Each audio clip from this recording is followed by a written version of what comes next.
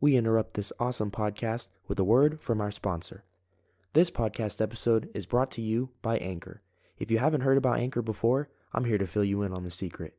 Anchor is the easiest, most efficient, and most stress-free way to make a podcast. They provide you with the tools to record, produce, and even edit your podcast right at the edge of your fingertips or from your computer. Anchor will distribute your podcast to the major podcast platforms like Spotify, Apple Podcast, Google Podcast, and many more. You can also make money from your podcast with no minimum listenership. Anchor has everything you need to help make your voice heard. And best of all, Anchor is free. That's right, it's free. Everyone should have a podcast with Anchor. And if you don't believe me, you're listening to a podcast that was made with Anchor right now. I use Anchor every single time I make a podcast because they're the best podcast platform out there. It's super easy and it's free. So go ahead and download the free Anchor app or go to anchor.fm to get started. That's anchor.fm. Now, let's get back to the episode. Good morning, world. Welcome to another episode of Xendependently Minded. If you are a new or returning listener, I hope you enjoyed this episode. If you're interested in more content like this and podcasts in the future, stay tuned because it's only going to get bigger and better from here. And make sure you be a good person, be a good neighbor, be a good boyfriend, husband, girlfriend, wife, cousin, little sister, dog, whatever you identify as. Be a good one at that and share Xendependently Minded with anybody and everybody you know because it's only the best combat sports podcast out there. So it's been a while since I did an episode. Just been a little busy, a little bit burned out. Nonetheless, I'm back. Of course, gonna be doing weekly podcasts again. Gonna start incorporating boxing into my podcast again. I was gonna do an Errol Spence, Danny Garcia one last week because Errol Spence is my favorite current boxer. Right alongside Manny Pacquiao and Amir Khan, Triple G. If you consider Amir Khan still fighting, whatever. So on this episode, I'm just going to basically discuss UFC 256, the main card, and talk about a couple prelim and early prelims fights. So starting off on the main card, we have a heavyweight. So this card's kind of small because there's been some cancellations, all kinds of crap's been happening. Leon Edwards got coronavirus. He's not fighting. He's not going to fight Khamzat Chimaev, which wasn't going to be on this card anyways. But either way, this card's kind of small, but it's a good card. All 5 fights have some big names, and they're all good fights, and I'm really excited for them. But first one coming up is a heavyweight fight between JDS and Cyril Gane. This is going to be an interesting one. We're really going to get to see Cyril Gane tested. It's going to definitely be his toughest fight of his career so far. He beat Tanner Bosser in a decision. He beat him last year, I think was his last fight. So it's going to be interesting to see him tested against a legend, someone with great boxing like JDS. JDS obviously got brutally knocked out. I wasn't brutal, but he got knocked out by Jairzinho Rozenstruik last time out in August, and then he got knocked out by Curtis Blades week before that. And then before that, he got knocked out by Francis Ngannou. So, just treading into deep waters here. He definitely needs a win. I think his experience is going to come into play, and maybe the pressure being on a main event or on the main card might be a little too much for Cyril Gane. But ultimately, in the end, I think Cyril Gane's going to come out on top.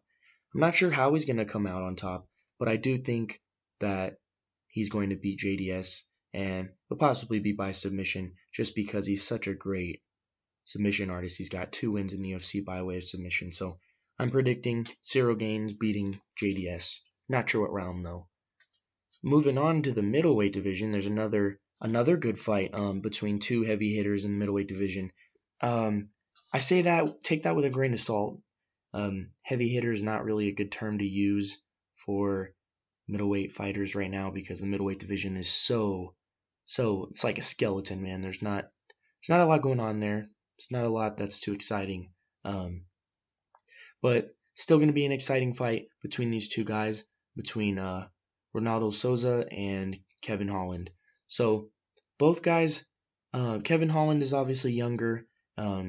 He's on a small win streak. I think he's on a four. He's on a 4 or 5 fight winning streak. I know he wants the title shot, but I think it's going to take a little more to get the title shot. Whoever is holding the middleweight title, whether it's Izzy in the future or he vacates it or what, I'm not sure what's going to happen there. But this is going to be another interesting fight. But I do think Kevin Holland's, he's got similar experience to Ronaldo. Why am I calling him Ronaldo? He's got pretty similar. I never call him Ronaldo. I always call him Jacare, but they got similar experience, and I think Kevin Holland being 28 and Jacare being 41, I think, and plus the pretty significant reach advantage for Kevin Holland, I think that's going to play a big part, and I think he's going to knock out Jacare. I think he's going to knock him out in the first round. Moving on up to a women's strawweight bout, another exciting up-and-comer, Mackenzie Dern. Mackenzie Dern has looked really good. Her only loss in the UFC has been to Amanda Ribas, which Amanda Ribas is another really big up-and-coming fighter that's definitely she's starting to make her mark, and she's going to be very significant in the future for the strawweight division. Mackenzie Dern is fighting, I'm going to be completely honest, I don't know too much about her opponent. Her opponent only has one loss. She also only has a couple fights in the UFC. And she actually, it looks like she did lose to Carla Esparza back in 2019 by decision. I don't really know too much about her. She has 2 submission wins in the UFC, so it looks like she's a jiu-jitsu or wrestler. And Mackenzie Dern also has some submission wins. So I think we could see a pretty high-level grappling match between these two. I don't think they're going to completely wrestle each other to death, but I do think we're going to see some high-level jiu-jitsu if the fight does get to the ground. And it's a pretty intriguing fight because these are two girls that only have one loss in their professional MMA career, and it could put them on the map and put them into contendership for the strawweight division. Moving on to the co-main event, this is one that I know everybody's excited about. A lot of people weren't sure if this fight was ever going to get made, but both guys are, they have similar styles. Of course, I'm talking about Tony Ferguson and Charles Oliveira. So Charles Oliveira, I think people are really starting to pay attention to him. They've started to pay attention to him ever since, the casuals have probably only paid attention to him as of recently after he submitted Kevin Lee, but the guy's on a big winning streak right now. I believe he's on let's see. He's on so he got knocked out by Paul Felder in 2017. I'm pretty sure that was something gnarly, it was an injury. I don't think he actually officially knocked him out. I don't remember, but looks like the guy Charles Oliveira is on a 7-fight win streak. And I think he's finished all of his opponents since then. He submitted Kevin Lee, which is no easy feat. So it's something to pay attention to, and a lot of people are really excited about him. A lot of people think that he could be the guy to beat Khabib if Khabib does ever fight again. And then, of course, Tony Ferguson, he needs no introduction. Before he fought Justin Gaethje, he was on a 12-fight winning streak. He talked about actually completely changing his style.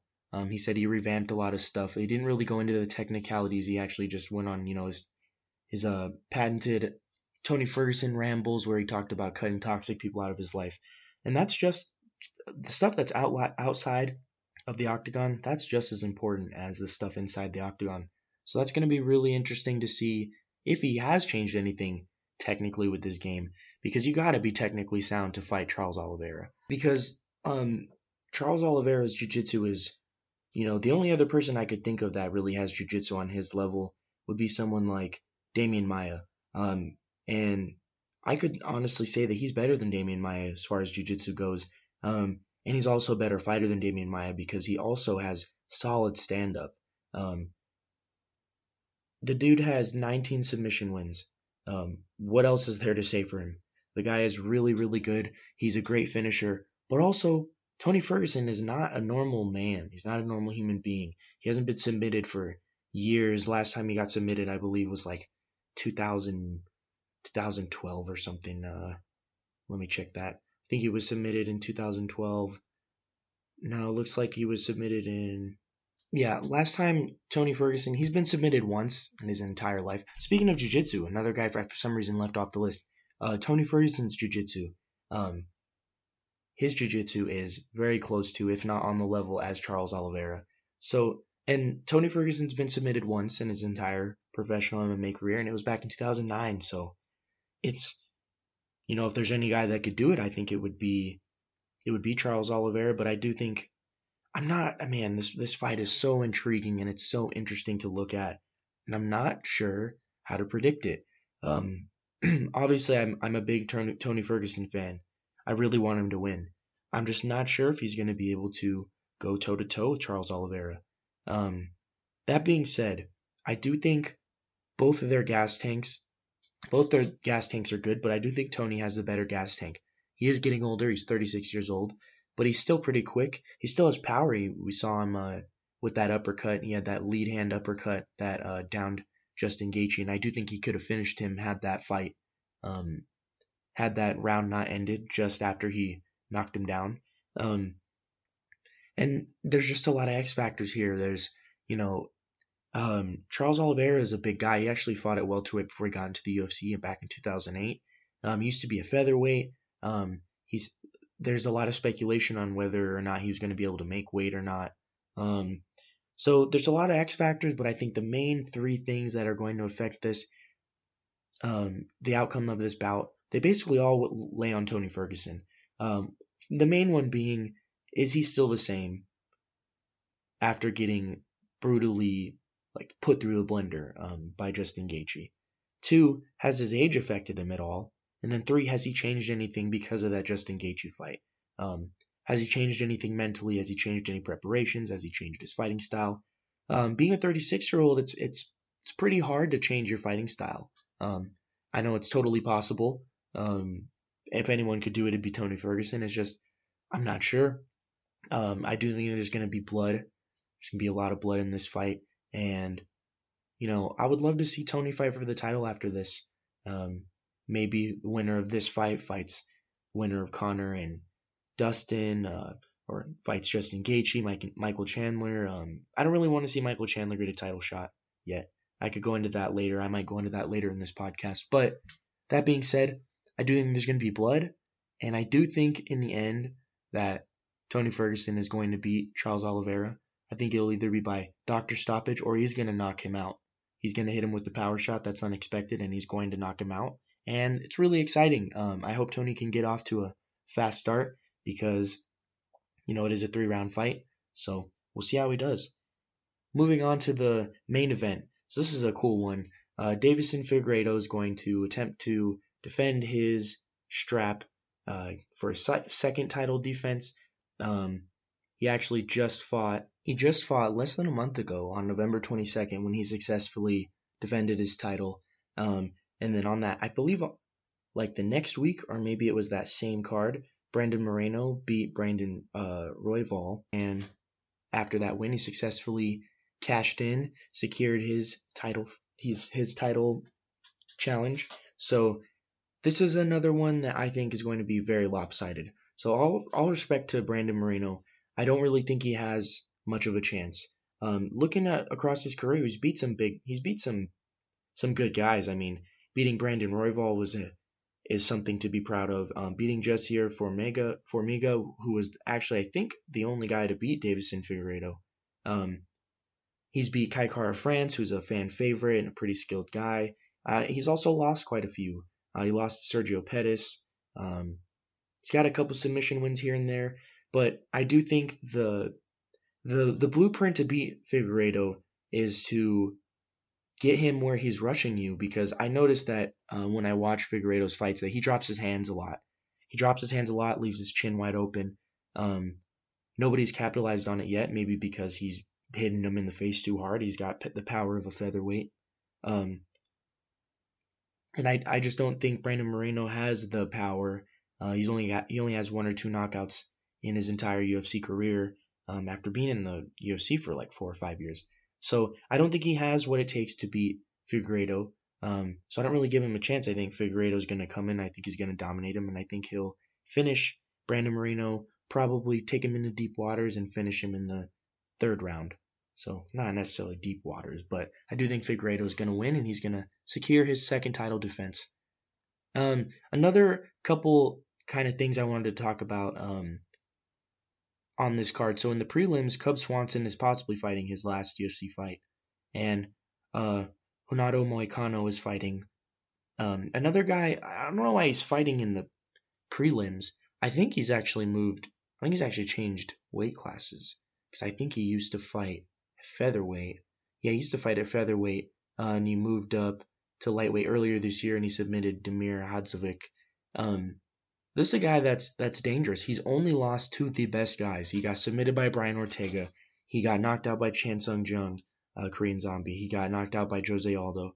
So this is a guy that has only lost to the top of the heap guys, the cream of the crop guys. So maybe there's a little piece of the puzzle missing. It's not too late in his career. He's fighting an up-and-comer Rafael Fasiev, who only has one loss in his UFC career, or in his MMA career, period, and that was to Magomed Mustafayev. Man, these guys are making it hard for me to pronounce the names. But, Renato Moicano has always been a draw, not a huge draw, but he's always been an exciting guy, at least for me personally. And then Cub Swanson is a fan favorite, been around for a long time, and with the UFC cutting so many people, it's possible that this could be it. Also, fun fact, Cub Swanson knocked out Charles Oliveira back at featherweight, way back then, 2012. Back before I barely knew anything about the UFC. So, and that's something interesting. But then the last little bit I wanted to talk about, I'll save the Michael Chandler lightweight, Khabib, Tony Ferguson, the love pentagon, whatever you want to call it.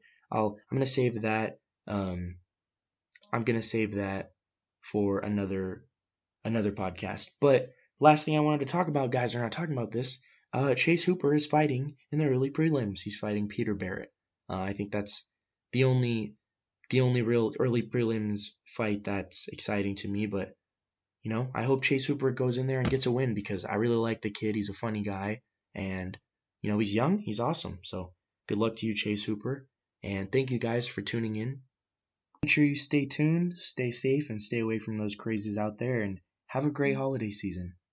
Thank you.